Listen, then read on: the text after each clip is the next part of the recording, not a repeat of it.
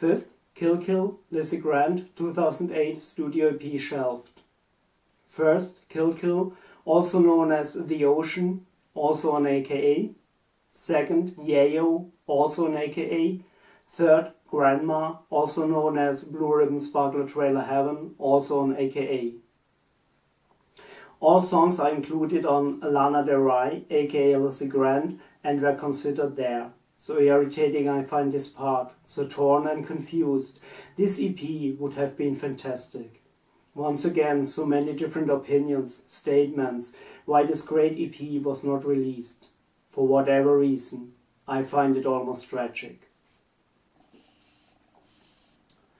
Musically, she makes a great leap. Songs like Get Drunk seems to be forgotten and almost suddenly a whole new sound appears. Also the first self-made videos and live performances appear. 2 videos of Diet Mountain Dew date back to 2007 and 2008. The first videos of performances to 2008 and 2009. An undated performance shows Lizzy Grant as she sings Diet Mountain Dew for the first time live. She still appears partly with long hair, 2007-8. The shorter hair seems to come a little later, in 2008-9. Then she's finally Lizzy Grant, or already on the way to Lana Del Rey. However that may be, the changes in these years, 2006 till 2008, are extreme. Everybody's talking about it, about the transition towards Lana Del Rey. But I think there was only one big break, made Shayla becomes Lizzy Grant. The transition of Lizzy Grant to Lana Del Rey seems to be a process, and a not so drastic at that. The transition to Lizzy Grant, however, seems to me extremely.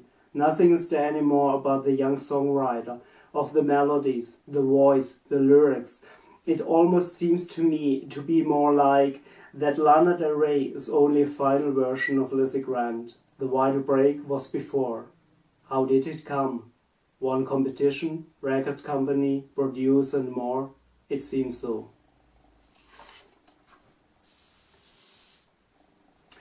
And the words that I write hurt me. I close my eyes and see myself, how much I have changed in the last 3 months. Nearly 200 pages now, a number of things from the beginning deleted, revised. Everything from the beginning needs to be revised again. Just the last few days, the trip to Stuttgart. I think I will still write 2 or 3 months. And then, who will I be? How will the manuscript look like then? I believe in these years you have lost your innocence, Elizabeth Grant. I have nothing to lose, only to win. Either way, my journey continues and comes to an interesting point. Some of your most beautiful songs are waiting for me now. But before, we make a stopover. There are self-made videos and videos of performances from this time of songs which are not found on Lana Del Rey, aka Lizzy Grant, or Born to Die. These I want to consider at this point. Boarding School. From this song there's a video that shows a performance. At first you might think she sang this song, but this is not so. It's obviously a fan-made video. Why I mention it here is 2 reasons. For one thing, I want to write something about the text of Boarding School. For another thing, the performance is extremely interesting. The performance. We see the singer with a small backing band, the long bright blonde hair totally B-52. But the interesting thing is that one of her videos is screened in the background. Did she make them above all therefore to, at least when possible, anyway not just in a mall but in a club, to screen them? An interesting thought. Video games? The music. Cool. Maybe I'm not cool now, but I have to think of surfing. The bass, great. Incredibly, if you think of Get Drunk, just the music is simply great. The text. Now it becomes a bit weird. The boarding school is the place where she as 15-year-old from a 20-year-old teacher with whom she spends weekends there. The students must stay in school, teachers for supervision as well, but they are allowed to spend the time together. The world of art gets shown. whose name she mentions in interviews. Let's do drugs, make love with our teachers. Well, you do not have to take anything seriously, but if some would do, she could make considerable problems for her former teacher. Am I too picky now? I don't know, but when I think, oh Captain, my Captain, do I take you too seriously? Well, it's a cool cautious song, and I just not bring it on the number. Get drunk, disco, but also yayo, and now this? 'Tis like Florida kilos on ultraviolence. And I decide precisely everything what else I find on the internet from you, listen to find at least another such a song. And if I should ever meet you, then I want to know when you wrote these songs. And then I close my eyes, imagine a concert and you sing Boarding School After Gods and Monsters or Born to Die. That would be cool. To put it bluntly, I go for this song exactly as for Florida Kilos, and I will always, always, always listen to it. You will always. Happiest Girl in the USA. There's a video of a performance from March 2nd, 2009 at Eileen's Grocery. She's accompanied by a keyboard. Interesting seems to me that at that time Kill Kill and Lana Del Rey, aka Lizzy Grant, are already shelved. The text, the melody, her appearance and her singing style. Unbelievable that she has already recorded songs like Kill Kill or Grammar of Yayo I Will Not Speak.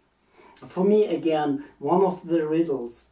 All seems to be a big mess of styles, performances and recordings.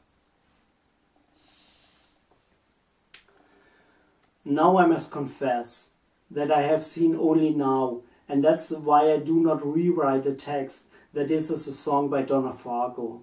I'm sorry, my feelings about America I've expressed, but that's just a little too simplistic to me.